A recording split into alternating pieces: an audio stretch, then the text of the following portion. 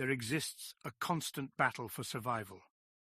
Welcome, my friends, to Atomics on a Friday, a fascinating journey into the realm of cybersecurity, data, and atomic testing. Today, we shall embark on an adventure with two seasoned experts who have roamed the cyber wilderness for years, honing their skills and strategies. Paul Michaud, a master of cyber shenanigans, has an uncanny ability to unravel the most perplexing digital mysteries. Alongside him is Michael Haag, a cyber threat connoisseur who has devoted his life to understanding and mitigating the ever-present dangers lurking in the shadows of cyberspace. Together, they shall guide us through the complex tapestry of this digital ecosystem, revealing hidden treasures and secrets that will undoubtedly leave us with a newfound respect for the world of cybersecurity. So, dear viewers, let us dive deep into the heart of this wondrous realm, where the forces of good and evil collide in an eternal struggle, and let us explore what it truly means to protect our delicate digital existence. Join us on Atomics on a Friday.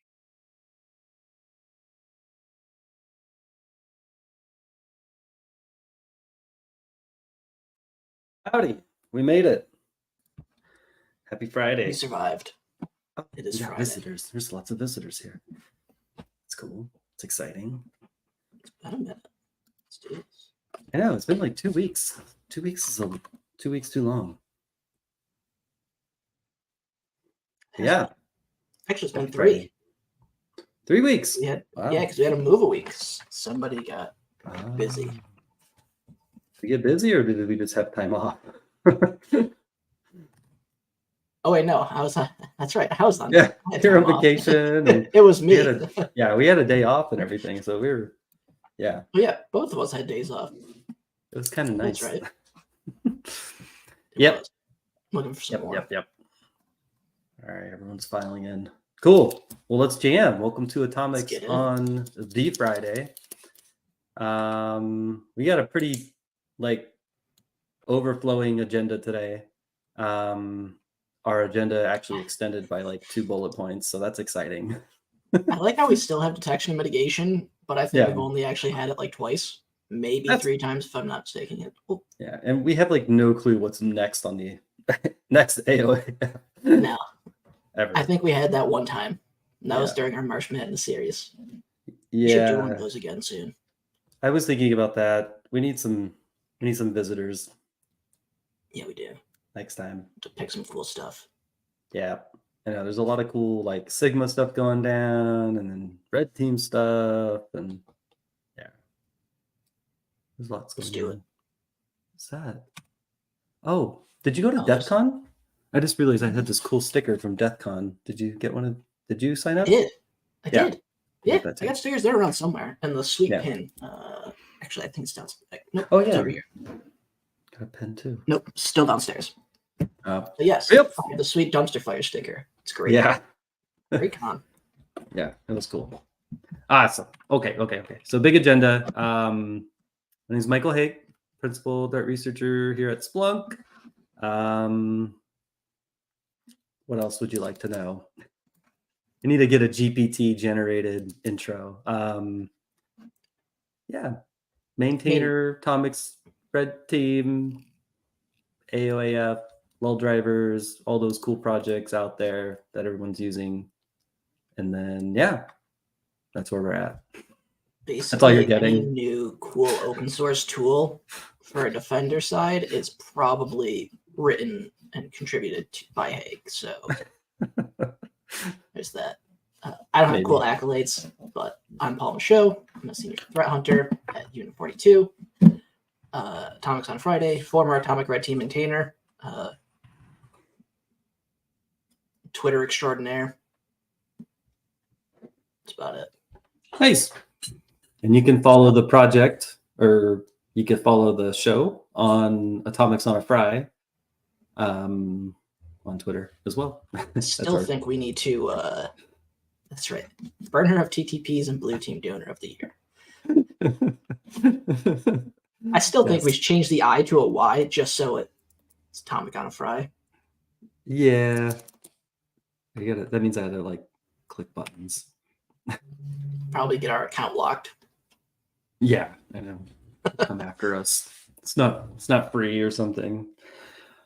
Yeah. So first off the agenda, which I'm not following, but we're going to follow this, is Atomic Wednesdays. I dropped 2 this week, and there's some sweet generated graphics in there that you can print and put on your walls at home or save to your phone screen for Atomic Wednesdays, because who doesn't want to carry that with them? But because nobody has contributed them yet, we're going to do it live today on how to contribute an Atomic Wednesday test. Boom. So yeah, if you haven't found these, they're on Twitter. There's a hashtag, follow it, sort by latest, and you'll see. And if you're a first-time contributor, you get free gear. Yeah. And you'll just have to ask Brian for the new unreleased t-shirt. Yeah, I haven't got mine yet. Same. Only been asking for it for 4 years, but still haven't got it. You know what? While you're talking about LDAP, I actually received some mail at the door, so I'll go look, and maybe it's here. Maybe it will be here. So I'll be right back. You talk LDAP. All in LDAP. That's first. What are we hunting? Oh yeah, LDAP. No, oh, I skipped that. I don't know how buttons work. Okay, so I'm gonna share a screen if I can. That's exciting. Maybe. Okay. There we go. I've completely lost all sense of what's occurring on my screen right now. Everybody's disappeared. So if you're asking questions, I can't see that. But let's take a look. So earlier this week, maybe it was last week because I was on PTO, I don't remember, Johnny Johnson and Carlos Perez, Trusted Sec and Binary Defense, released a really great research article on LDAP. Highly recommend reading it. I'll drop it into the chat for y'all. But some interesting points for threat hunters. So we won't go through all of this, but also Erica Zellick has another great blog post that came out earlier this year on a whole bunch of different LDAP queries and their different use cases. So 2 great resources for going and looking at those LDAP logs. Now, the interesting components of Johnny and Carlos's research is trying to understand the normal baselining side of things and trying to track down unknown or interesting processes that are communicating and making interesting LDAP requests. So if we think about trying to look at things like the Rubius's, AD-Find, AD-Explorer, Sharp Labs, Sharp Spray, basically anything that's going to be using LDAP queries, if we just hunt for the tool itself, it's wide and long. But if we focus on the queries and who's executing them and how they're being executed, that gives us a better chance for catching interesting things. So there's a lot of interesting components in this one to talk on, and they kind of go in through different aspects. So in this case, curb roasting. So our good friends at Rubius using the curb roasting flag.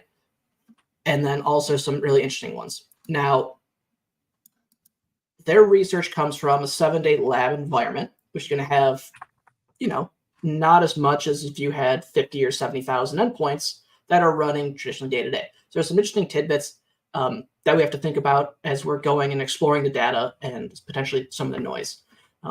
In my hunting this past week, one of the things that came up was kind of these basic user ones. So the object category of person or object user class being user, quite a bit return that, especially if you're only looking for these types of things or the LDAP query itself contains them. Now, by themselves, interesting. But as soon as you start saying, hey, if these are contained in the LDAP query, it gets extremely noisy from various tools of built-in directory services tools to third-party tools like Citrix, etc. But some of these are just high fidelity, and I have yet to come across things like just domain admin queries, admins groups, the labs query for identifying objects for storing labs passwords, and the PKI enrollment service. So there's actually 2 of these that are actually quite normal. And one of the interesting components that they go into is who is executing them and looking out. Where's it go? Down here. This is what I'm looking for. It's kind of these 4 components of how to start going with it, which is removing system, local service, and network service accounts. A majority of the requests of legitimate things come from these. Now, that's not to say that if you have something running a system and you make requests, that it couldn't be malicious in nature. So factor that in as you're thinking about it. So one of the things that I started with was, okay, let's just remove those known ones, or the ones that I could quickly identify. Then start looking at the processes and doing analysis of like, okay, what are the processes doing? What are the different LDAP queries they're doing? And also like time and spacing of them. Does it seem systematic? Does it seem repetitive, right? Looking at different connections associated to the binary making the request. And back further up, they do a great job touching on things like using named pipes versus straight TCP connections. So there's some interesting things of using, whether it's just executing Rubius or you do inline assembly execution. So there's some interesting data points to look at as you're kind of thinking about it and testing. And then, of course, do you know if there's an atomic test out there for any of these, or Rubius in general, or anything like that? I know there's a Rubius curb roasting test. Specific other ones, no. Yeah. But pivot to Erica's blog now. And in here, I really like this approach. So there's probably, I think, like 20 or 25 LDAP queries that you could go test using DS Query, which is a built-in utility, and then just go execute them. And she does a really nice job of also explaining like what it is or why you would see this or what an attacker would use it for. So it gives you that idea of understanding of why am I looking for this so that I can effectively understand the context of why I'm going versus just trying to take it and throw it in. So quick win for hunting wise, the things like, here's a good one, like service principal names. So if things are like Kerber roasting, constrained delegation, unconstrained delegation, resource constrained delegation, not trusted, shadow credentials. There's a lot of good ones that you could just go and take and start sifting through right now to see for those things. And again, looking at who's executing in the context surrounding them. Most of these should just not turn up anything. In my experience, in my testing this past week, again, not like full expert, but in the data that I have available, these shouldn't return anything from a standard legitimate standpoint. The other way to approach it, again, is then doing the analysis of, okay, well, let's not focus on specific LDAP queries, but use what are the processes of making LDAP queries? What is like the frequency analysis? When are they executing them? What is the surrounding LDAP queries around them? Most of the time for the things that I found where I did get hits, it was legitimate tools like utilities for help desk using to reset users' passwords, modify things of that nature. Again, the Citrix, I don't remember explicitly what the Citrix application was, but that was a very common one that was just issuing just LDAP requests left and right. So there are legitimate ones that you will get flagged on, but those, again, if you're hunting in kind of somewhat static environment, should be able to baseline and tune those out effectively. So yeah, 2 cool articles. Erica's, again, is great for a bunch of different LDAP queries to get you started, of potentially different ways to look at it. Johnny and Carlos's is great on the research side of thinking about how to go about applying different ways to look and tune and sift through LDAP logs. So that's what I hunted this week. Pretty exciting. Excited to do some more research on this and hopefully release some interesting tools of what's normal that you might come across to help you tune them out faster. But yeah, that's pretty much all I got for the LDAP hunting side. That's pretty cool, man. I dig it. Yeah. DS Query. I didn't come across DS Query executing by itself in any environment. So go see it, like, is DS Query even executing in your environment? Because that's a pretty good one. And then if you have things like Mac, you have the, I think, what is it, LDAP search, LDAP query, something along those lines. Mm-hmm. Is the one that's kind of like built in for Mac LDAP and Linux LDAP. So if you have like 80 devices joined for Mac and Linux, it's the other one. PowerShell, of course. I think the bells are ringing that we need some atomic tests around these for even Mac Linux. I'm sure. Hey, there's plenty. Based on Erica's things alone, there's probably 20 atomics that you could go build out right now and get free t-shirts for. Yep. I already dropped. We have a very simple DS query. There's some basic ADSI searcher ones in there. But the rest, I don't think we have, and especially Erica's blog here. This is very extensive. That would be really cool to get added.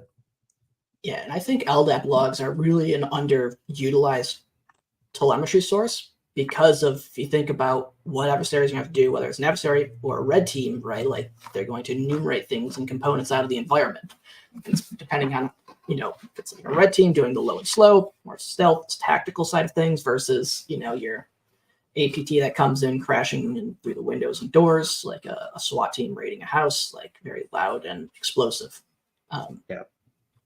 Yeah, so I think it's just one of those sources that is a great source to pivot to and kind of just have in the back pocket, depending on how much, how many endpoints and how much logging is there.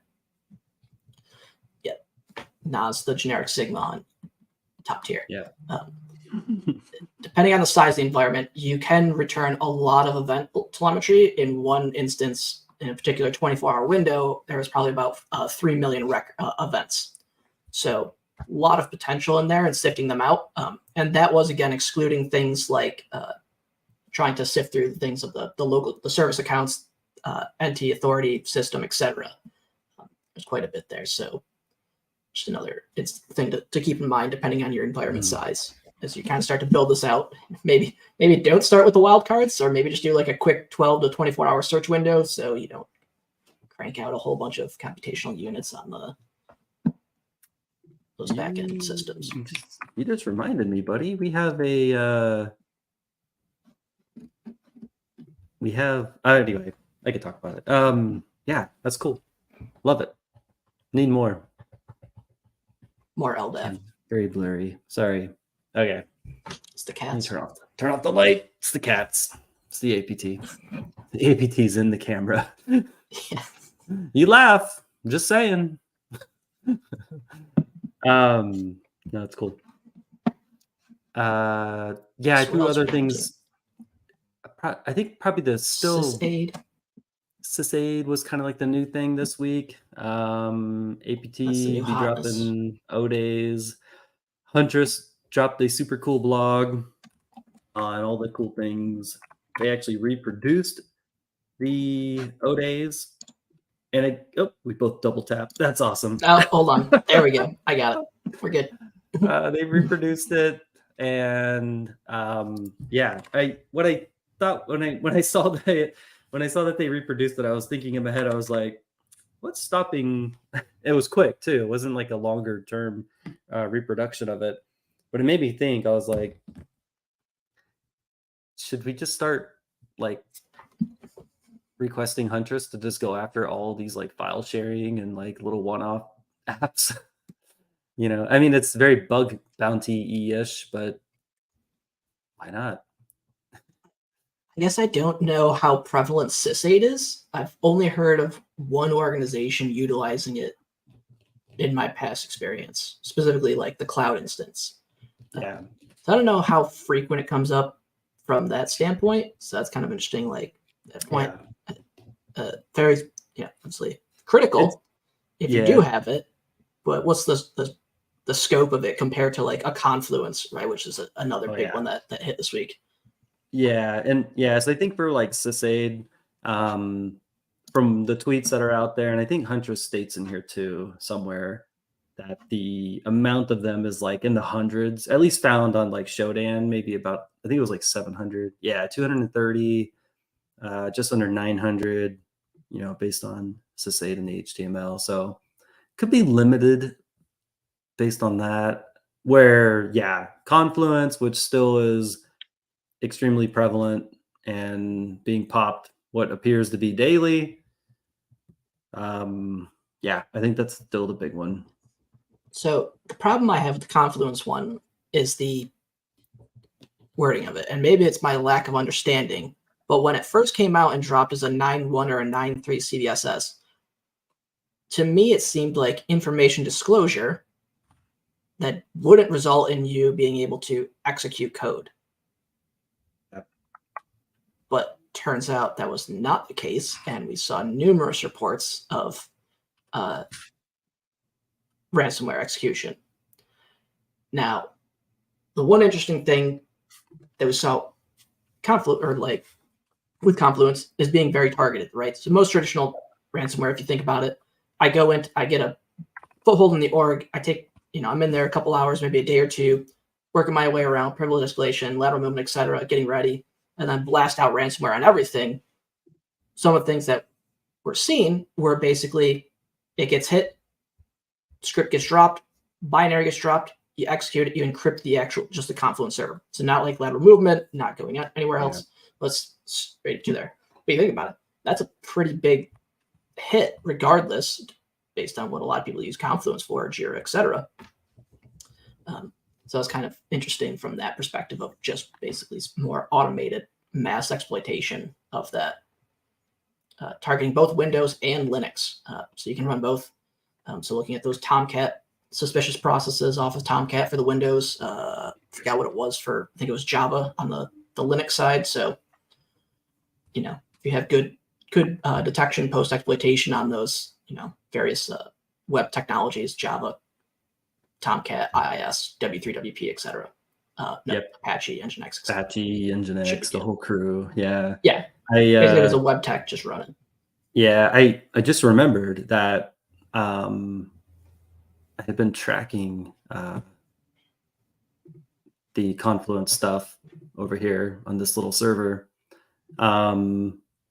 Just logged in. So Bob Trooper is our legitimate admin, but these people, who are you? And it wasn't me either. So it's kind of interesting. It all happened within the same day. Well, look at the naming structure of those. Yeah. Are those a Metasploit module now? Google. Volhub. They're definitely out there. Pre-built vulnerable environment based on Docker. That seems suspicious. Make a vulnerable environment easy. I wonder if there's some kind of scanning component to their toolset. I don't know. Maybe. They have a GitHub. There's a Gits. I mean, oh wow, it can't be considered passive scanning if it went and created a user. Yeah, they got quite a bit up in here. Probably 2215. Yep. Yeah. Well, it's nice that they set it all. Yeah. So yeah, this is basically the whole. Great network. This is how to use it, and then it's nice that they post the whole thing in here. So if you haven't seen it live, this is basically what it looks like, right? I guess I should have showed today also Honey Mimic, but that would have been cool. So yeah, I mimic this, and I think I mimic the F5 one, and then we also have there's another one. The Citrix one? The Netscape? Yeah, the Citrix one. Yep. The Citrix one's really cool. The 24,000 A's. Is it just 24,000? Not 25? 24,848. Yeah, there's a change to that one. Want me to rip the code up? It's up to you. I have a log. Oh, it's empty. Yeah, we got too much to show. We'll see. We'll see if at the end we have time for Honey Mimic. What's next? Did you see the giant report from Kaspersky? Kaspersky. Yeah, Kaspersky. It's like 380 pages.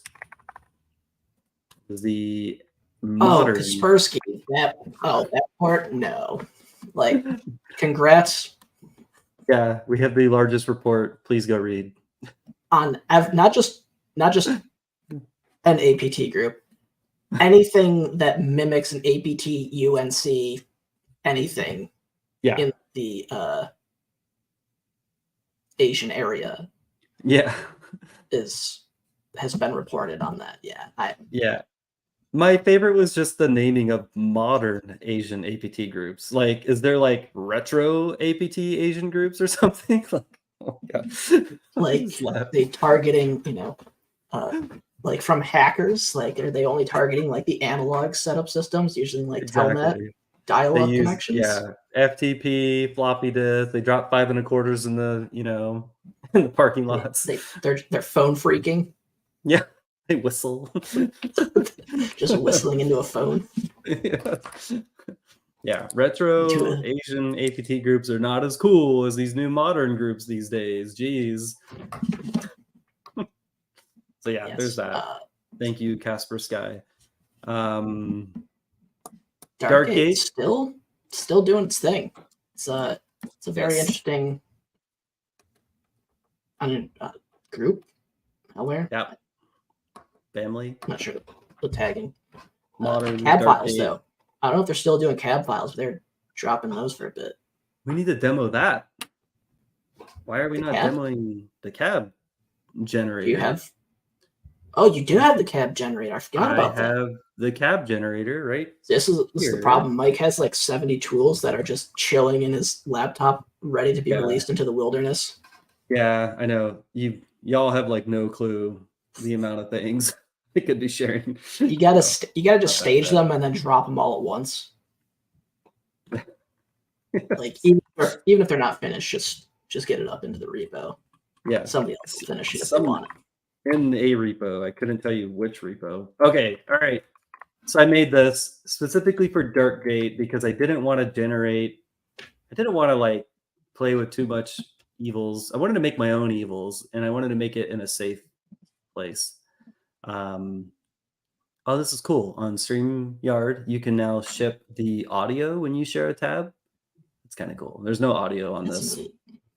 But yeah, so I call this the taxi cab deliver your fresh.url. And so what I kind of recommend with it is like, hey, like you want to deliver an ISO or something. Let me, if I could find an ISO. I have an ISO. Okay, I'm trying to like figure out a way to click it. Speaking of ISOs, did you see the new release of in Windows soon? They're going to start just denying ISOs from being mounted. Which is kind of good, but also potentially problematic at the same time. But yeah, did you see the tweet back to that? Yes. Yeah. Yes. That's exactly what was going to happen, right? We didn't fully think it through. Great step.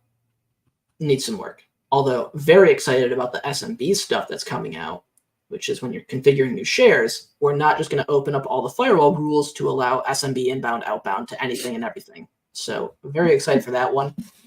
Goodbye InPacket. Yes. Very excited for that just to finally be dead. It won't be, but I have dreams and hopes that maybe one day we'll just disable SMB inbound for everything. And hopes and dreams, man. It's the future. So it keeps me going. Yeah. I mean, yeah.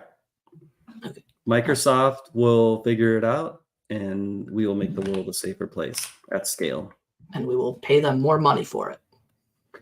Yes. It's never out of the goodness of their heart. You will pay for it. Yeah, this is like an E9 license that you're talking about. So no, we're just going to double it. It's going to be, what, E10 at this point, since we're on E5. Kind of how we went from 8 to 10. All right, man. I'm hopping into my demo environment. Let's do it. Please do not knock. Please do not knock. I'm using like my hands. Please don't knock all the APT tradecraft you're about to see here. Okay. So much tradecraft. Yeah, there's like everything's in here. Start taking notes. Yes. Yes. Okay.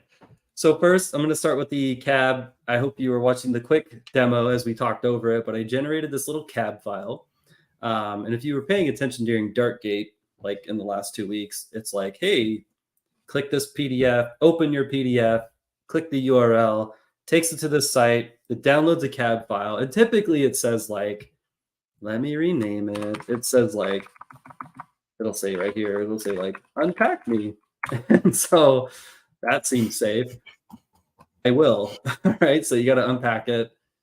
And then if you want to buy WinRAR, go for it. But I'm not today. I'm going to use the eval copy. So then it says like unpack me. Obviously, when it says that, you're supposed to like go unpack it. So here's my unpacked file. I open it. Oh, hey, this is my PDF icon thing. That's my URL, not yours. And you can obviously go to properties. repositories. You can see the URL, and we'll see. I don't know if I have this set to my default browser. Let's double tap. It's going to open up Exploder. Yeah, you know what? It's safe. Let's add it. Done. Did you just white card or wild card GitHub? Yes. All right. There's my ISO that I so needed from some random email I received today. And then you double tap. You've downloaded that same ISO 4 times? I told you not to make fun of all the APT that you will see in here. See, we joke, but the amount of times the user has gone, oh, it didn't work, let me try it again, and then you see that same file 3 or 4 times, it happens. Yeah, that's the best. And then, of course, calculator runs, and the APTs are now inside. Yes, the APTs are now beyond the network. They are the network. All right, so that was my cab generator to allow for quick and easy cab generation. So I need great hunt. If you're collecting network telemetry, some of your next-gen firewalls will actually track specific file types that are downloaded. So if you have that ability, you can go hunt for cab files being downloaded from non-standard sites like Microsoft. Great hunt, high fidelity, some cool stuff coming out of there. I highly recommend. Yeah, it's a pretty cool. I'll bring up. I'll just share. I'll share them soon. If you want the cab deliverer to deliver cabs, hit me up. That's what I'm gonna say. Just hit me up. I'm waiting for all of the tools. I've yet to have any of them. We keep talking. There's only like 30 of them, and only so much time to use them all. Yes, that's true. All right, maybe 30 more by the time I get the first 30. Yeah, exactly. By the time anybody sees anything, we'll see. All right, so I'm gonna first. What are we gonna do? Let's do Atomic Wednesday. All right, so Atomic Wednesday, we deliver free and fresh atomics straight to your door, where you can quickly generate and receive a cool t-shirt and sticker. And I'm pretty sure they might be here today. Nas was one of them. But yeah, folks have been sharing their cool pics, and they submit a PR, get a free shirt sticker. So first, the gist of it is, it's as simple as this. You get a gist, and you can go and read the tweets, which are these. I don't know if you can see these publicly or not now. Probably not. There we go. So there's this new thing called dev drive on Windows 11, and you use fsutil dev drive to enable it, and then dev drive enable disallow AV. And there's a bunch of other things you can do here, but I made the test simple enough to where you're just disabling AV on a dev drive, because the rest of the test, which I did provide in the gist, is where you just make a directory and you make it a virtual disk and you drop Mimikatz in there. And because you disabled AV on the dev drive, you can just sit here based on screenshots. You can run Mimikatz out of the dev drive. So it's a really cool little test. I tried like multiple versions of Windows 11, and I don't apparently have coolness to run dev drive. But yeah, the simple is that you can just copy it, and we're going to go to, I even tell you the T number, 1562001.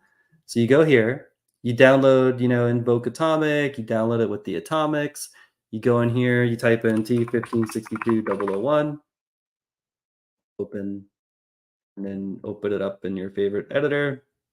Please ignore all the APT tradecraft up top. Scroll down to the bottom, almost all 1,000 lines of code. Oh my gosh. Are APTs still targeting Notepad++?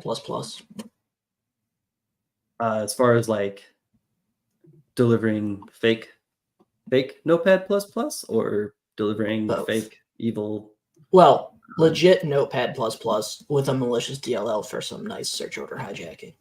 Oh, I don't. Thanks to our homies at PlugX, aka Mustang Panda. There was some recent Notepad Plus stuff I did see. I can't remember what it was. Was it the plug Yeah, I X? don't recall. There was something. Probably. It's always recently. plug X. Yeah, it's some APT. Basically, anything that's search order hijacking is plug X. Nothing else. Only Mustang Panda, which means you probably have seen APTs. Yes. Just real quick, I have to show this off. do this. There is tab complete in here, so you can just hit tab to cycle through, which I really dig. All right. So is this large enough? Are you guys able to see that? Let's do this. Yeah. Let's enhance. Enhance. Font. What's going on here? Okay. Whoa. Oh. What happened there? I don't know. Maybe something else is jacked up here. Everyone's like, gosh. Do your 8x12 again. Consolas? No. Is there a way to hit default bold? 18? Hold on, wait. Yeah. There we go. This is looking better. All right, hang on. Good enough. Stand by. There's One more. Defaults. Let's go 20. Oh, is there a button? Oh, yeah. No, just hit 20. You're good. All right. See that That better? works. Cool. Sorry. All right, so we're going to show details brief on our updated YAML. And it just scrolls. And then our dev drive one is down here at the bottom. Boom. Copy paste that. Drop it into a PR, and you are a lucky first-time contributor, and you get a free shirt and sticker. But Mike, I want to do the other one. Oh, good. Thanks for reminding me. So let's go first. We need to drop this into the chat.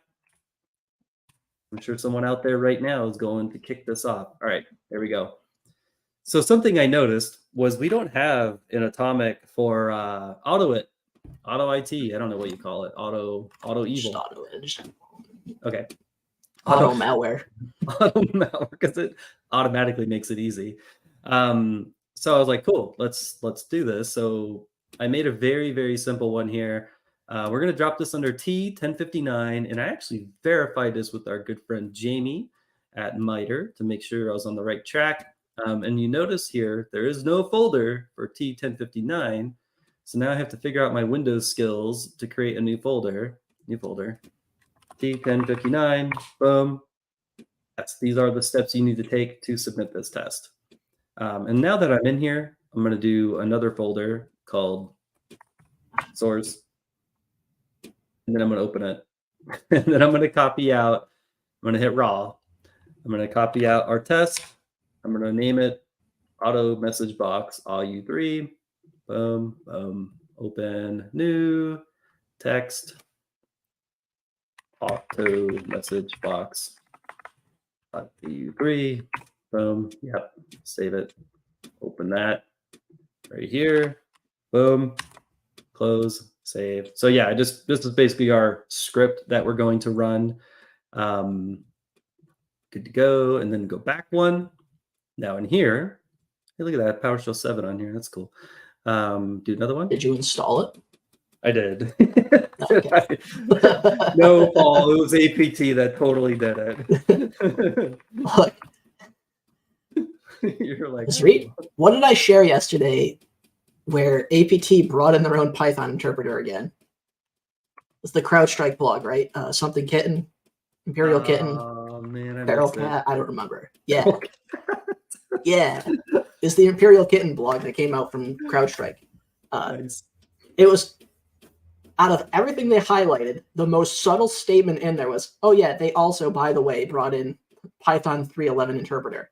Like that was just like a little byline. Like if you were just kind of like, casually scrolling it, chances are you probably skip right over that. Yeah, I did not see that. Yeah, we did not bold that component. Like that's probably one of the most interesting components of that whole article. Yep. You should drop that in the chat. But all right, so T1059, because this is the top level, this is the first Atomic in a first brand new folder, etc. You do have to add this line in here, which is like, hey, the display name, T1059, blah, blah, blah. And then you start with your Atomic. So the Atomic is what it will do. It will download auto evil to a temp directory, extract, execute, and it has an input arg. So if you want to modify where your script is located, or you want to use custom AU3 files, you can do that. Just pass it here, which I can show real fast. Boom. Wrong one, correct one. All right, so now we created this new thing. We want to go here, invoke atomic test, T1059, show details. There's only one test, right? So it makes it easy to show the details. And yeah, that's it. Just shows you the details of this test. And something we've been doing recently is where we just tap in the, right here, the IWR directly into the executor. So it'll just download auto it the first time, expands it to env temp, and it'll start it and start our message box. Let's do it live. Let's see if it works. It worked on my other machine. Let's see if it works here. I know it takes a second to get to, so we'll just watch paint dry. We need ASCII art in Atomic, you know, like you're waiting for a test to like download something and it just like scrolls like the bird, or scrolls like a thunderbolt going across the screen. That'd be cool. Where's PR? Oh, is it going? Did something happen? No, nothing happened. Wait for it. Side note, I recently grabbed one of those Darkgate auto scripts and tried to do some obfuscated, analysis right? on it. That thing is the most disgusting scripting language I've ever seen. Yeah. It is. I did see that you could, like, I told Nas this. I was like, this is pretty cool. Like, you can actually like have the auto script like type in numbers like on the key on calc or something. So you could do spawn calc and like type a number out, like, hey, here's my phone number. Like you could spawn command shell and then type who am I on it and instantly know who you are. Yeah. It'd be faster too. A lot faster than whatever red teams are doing these days, trying to figure out who they are. Just kidding to all of our red teamers out there. I am just kidding. Oh, that was good. That was slightly good. not, but also still kidding.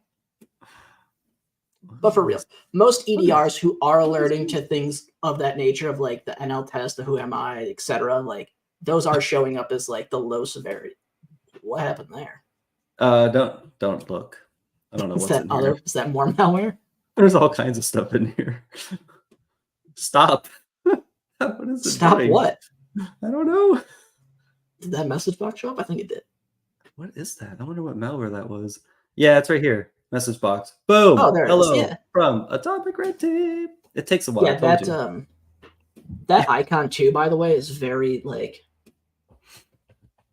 Yeah, we could probably fix that. See that all day long. Yeah. Yeah. All right. So we did our 2 Atomic Wednesdays. What's on the agenda? Heck yeah. right. ATH. ATH. Okay. You ready for this one? Is this one working? I don't know. We'll see. Can I do the little drivers one first? Let's do the little drivers one first. Yeah, let's do that one. Let's go. All right. So for this one. Yeah, this is actually pretty sweet. Did I share this with you? What we changed or what Nas changed? No, you're telling me about it. Okay, cool. So you want to contribute a new driver to lull drivers. So first, you found a new driver. So our good friend here, Phantom Byte, just literally shipped in a GitHub issue saying, hey, here's a new one. And of course, throw a little heart at it. Thanks. And you go to the project, you're like, wow, this is cool. There's some sweet artwork. And then tells you about what this is doing and how to start it, etc. Well, don't tell me. It creates a service. No. Not just any service. A kernel service. Oh, if only there was a way to detect and figure out when these are occurring. Anywho, keep going. I mean, it's not blocked yet, apparently. I haven't ran it on like a Win 11 yet. Maybe Nas. I don't know if Nas did either, but anyway. So you got this new driver and I want to contribute this. Well, your lucky day is today. So we have this thing called lulldrivers.streamlit.app, which we just updated, and I totally forgot what I was typing. True site. Okay. True site dot sys. And I'm just going to type your short name, Phantom Byte, to just Phantom for the moment. And you can update all this stuff like, hey, vulnerable driver, cool, it's verified. That's probably should have been true. Nas, we might need to update that. And drop in your description. Well, like in this case, the easy thing to drop in is copy this. I guess I could have just skipped over that, but I'm not. And you can name any of this if you want. You can say it works on Windows 11 because that's what the description says. Yep, cool. It's on the internet. It has to be true. Yeah. Oh yeah, totally. Dark side. Whoa. Hang on now. This is new. This is what we added. All right, so check it out. So you could do the OG where you just paste in the hash, but I didn't get a hash. Like all I got was a driver. So I don't have time for hashes. Well, you could also just drop in your API key for VT and then give it, hang on, a large list of hashes. So if you need to generate a bunch of new LOL drivers, boom, all right here, ready to jam. It'll put your key in, put your list in, and it'll just go and generate the YAML. But today, it's your lucky day. I just want to upload a driver that I've already downloaded. Don't look at my downloads directory. Stand by. Oh, I already missed it. I didn't download it. This is how you download it. If anybody wants to know how to download a driver from GitHub, there you go. So you go here, go back to my download directory that you're really not paying attention on. True site. Okay, ready? So basic info, done. And all I have to do is click this. Look at that. Hang on, it gets better. All the metadata is here. Absolute money. All of it. So now, as a contributor, it's already merged. It's already it auto merged. There's no checks and validation. It just goes in. Yeah. So you can just take this YAML. If you're uploading a new driver to the project, just copy, ship a PR. It was that easy. So I literally did exactly as we just did that. Go to PRs, go here, dark side. I should have saved this for somebody. But yeah, I didn't. So yeah, you just upload that YAML. If you have the driver, which this one we do, paste the driver in there, paste the YAML in there. Boom, you are now a first-time contributor, not anymore, to LOL drivers. So yeah, that's pretty sweet. That's a pretty cool one. Man, we're full of demos today. Not done. There's still more. I think this is the most demoing that's been done. Yes, I know. Except going back to the March Madness stuff, where we just ripped shells all day long. Okay, I need to drink some water. This is... All right. So, bring up the stage. We're going to now talk about what you've all been waiting for. You need to get some cool momentum here, right? Like, come on. We're going to talk about atomic test harnesses. So, I was geeking out one day. I love this tool, this Python tool called Streamlit. If you never used Streamlit before, it is a really, really cool Python little thing where you can build all kinds of stuff. And what you saw for LOL drivers, the web app, you can just upload your stuff to their community cloud for free through a repo. And you literally just tell it your repo, the directory where your app is located, and it literally just takes it and pushes it to their cloud. So that's how we handle LOL drivers. This is what Sigma has now. We have boot kits, the bootloader, YAML generators on there. It's just easy to use. And it's as simple as this. You import Streamlit, and then the language is very cool. It's super simple. You can go to the docs. They have a million examples for you to play with. You want to get started beyond the installation, beyond that. Hang on. It gets better. Get started right here. Deploy. No. Get started right here. I was not ready for this. Components. Go to components. No, I'm in the wrong place. Okay. We'll click on a random one. That's not the right place to go. Where are the docs? Okay, you want to write something on your Streamlit app. It's very easy to do. You just do st.write, and you just like I said, they have examples like crazy. And you could just write all this out, and they have all of this stuff completely embedded into their site. So you can just like see it live. Like this is what this would look like. So it's very easy to understand and use and play with. And you can manipulate things. They even gone down to the point where like you could do the whole LLM chatbot type thing to have ST chat and inputs and all that. And again, it has all of it built in, so you can like come in here and like ask it questions and play. There's a bunch of like demo apps. Like it's great. Like I love Streamlit. It's really cool. So check it out if you haven't.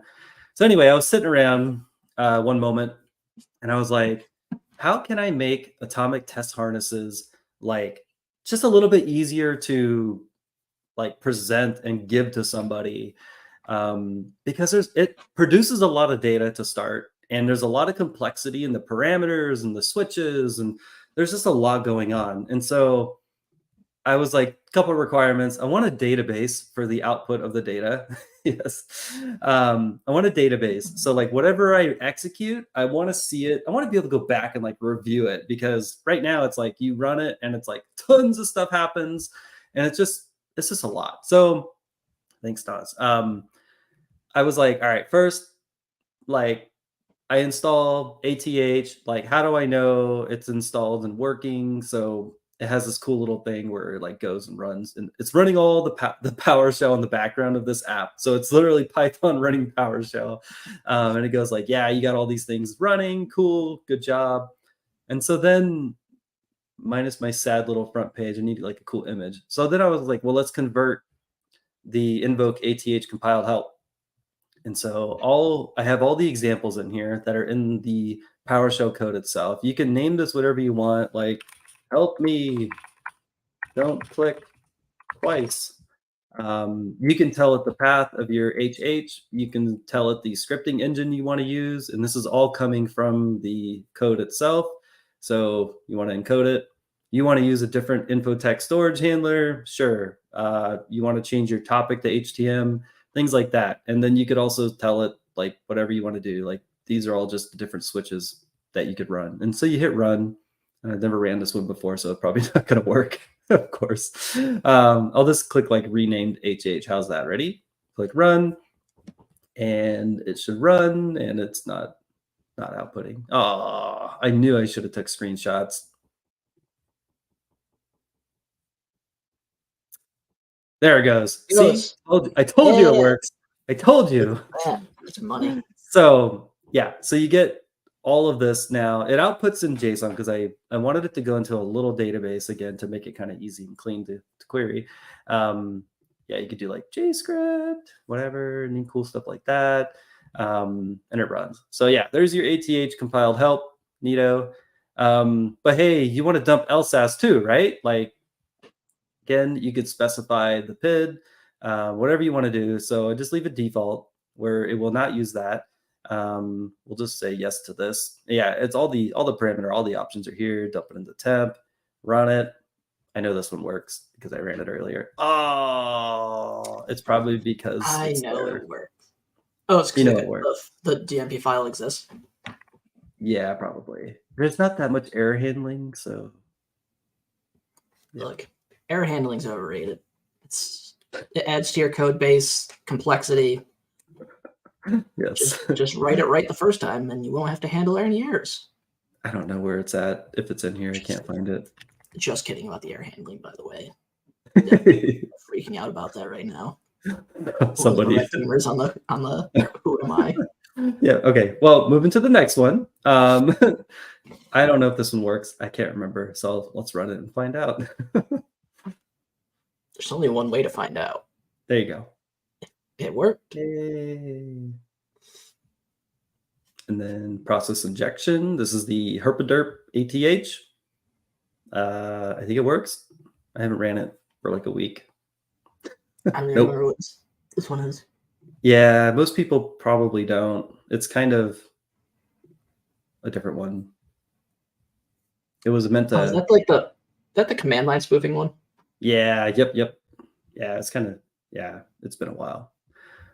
Yeah. So I left this one in because I could at least show a genericness. So this one is like extremely complex because the idea with ATH out PowerShell 1 was that there's like a million options with this one, and I'm going to fix it. I have some ideas, but I'll, again, it's meant to just help with like being able to go through here and click on all these different things, do it however you want to do it kind of thing, right?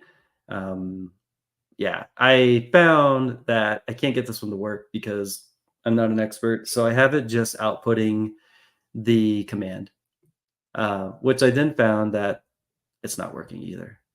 So I need to fix that. But yeah, that's kind of where I'm at with this one. I think it's cool. I think there's two things. I think I told you this in chat earlier, was like, I think I want to create it to where it just outputs the command and push this to like the Streamlit cloud thing. So if you want to just like generate the commands and then go copy paste and run them, probably your best bet. I might do that. I think the runner piece is cool. The only issue I found with using this runner is that I tried to reproduce it on installing Streamlit and Python and everything like that on like 3 different instances, and I can't get it to work. So this is the only box right now that I can get this to work on. So kind of bummed about that. Interesting. Yeah, I don't know. So like I said, maybe just generating the commands is enough. I don't know. I don't know how folks would. I don't know if folks want to use this or not. Oh, the database. You want to just query it? You can hit true. Or if you have like a GUID that you're looking for, you can type the GUID in there, things like that. Are you looking for like, something pretty specific? You can do that too. That's awesome. Or like a PID, right? You're looking for like something very, very specific. Yeah, because that was the big thing, was like, you can generate so much data with ATH. And if maybe you're using a SIM, maybe you're not, but like just being able to kind of go back and find this stuff, which would be nice. So yeah. Oh, especially the GUID stuff, like having that unique tracker, especially the stuff with like Atomic Runner, being able to effectively track those tests, especially when you're doing like at scale, consistent testing, like it's difficult. Versus like the one-offs, right? Like when you're just trying to generate some test data to run against, like you're trying to hunt something and you just need something to have to validate what you're looking for actually makes sense. But no, those are really awesome tools, man. Really excited to see some of those, especially some of the honey mimic stuff you've been working on as well. A lot of cool stuff coming in the pipeline. Yeah. Honey mimic is pretty sweet. I think I hit a wall with it, and Nas is going to help me now. He doesn't know that. Man. He just heard. Make Jose help too. Yeah, I'm gonna bring the whole crew in on that one. But yeah, super cool. Don't bring me. I'll just delete all the air handling. You can fix all the issues with it. Yeah. Oh, here's your problem. You have too many catches for your air handling. Just get rid of that. So exactly. Works on my box. Don't know about you. But yeah, I got a lot of things. Jamming right now. Pretty excited. Pretty exciting things. I just need to start shipping them. Need to find homes for them. Just drop them. Yeah. I mean, I still have all the code for. Yeah. And I was like, not me. I still got all the code for all the mockben things that I did for mockben. Oh yeah. Yeah, I still got all that code laying around, like to just go and download all the mockben data. Like that is super cool. Like that's a good one. Yeah, that's gotta get dropped. I know. I need to just release it. Yeah, I found it's Imperial Kitten, not Feral Cat. Feral Cat. Oh yeah, you shared the link. I need to. Yeah, I did. All right. Other cool thing. Yeah. IMAP for C2 coming back hot. What are those unknown binaries? Yeah, they used IMAP for C2. Oh, that's lit. It's a cool blog. Definitely recommend checking it out. But for real, like, I need to go track down what specifically was occurring with that bring your own Python interpreter. So I've only seen that in one other instance where a document brought in the Python interpreter and then dropped some scripts and then executed it. Only saw that one other time, and that was a red team. Is it this blog? I think this is what you shared. Yes. Okay. Imperial Kit. Yep. Focused on Middle East, specifically over in Israel. Oh yeah, look at that. And a copy of Python. Wow. Okay.